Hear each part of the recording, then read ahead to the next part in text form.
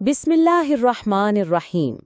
तर्जुमा, अल्लाह के नाम से शुरू जो निहायत मेहरबान रहमत वाला है। आप देख रहे हैं दिल से बातें 454, जहां कहानियां बनती हैं सबक और बातें जाती हैं दिल तक। 3 मछलियों की कहानी मुकम्मल। एक झील में 3 मछलियां रहती थीं। पहली बहुत अक्लमंद और दूरअंदेश थी, दूसरी दरमियानी सोच रखने वाली थी और तीसरी लापरवाह और जिद्दी। एक दिन कुछ मछेरे झील के किनारे आए और जाल डालने की बात की। पहली मछली ने कहा, हमें फौरन निकल जाना चाहिए, खतरा करीब है। वो फौरन दूसरे किनारे निकल गई। दूसरी मछली ने कुछ देर सोचा और फिर चालाकी से पानी के अंदर छिपकर निकलने का रास्ता ढूंढ लिया।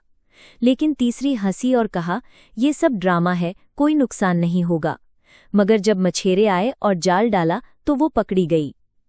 सबक: वक्त पर फैसला करने वाला ही नुकसान से बचता है, लापरवाही हमेशा खतरनाक साबित होती है। अगर कहानी दिल को लगी हो तो दिल से शेयर कीजिए और हाँ, सब्सक्राइब करना मत भूलिए। मिलते हैं अगली बात में, सिर्फ दिल से बातें 454 पर।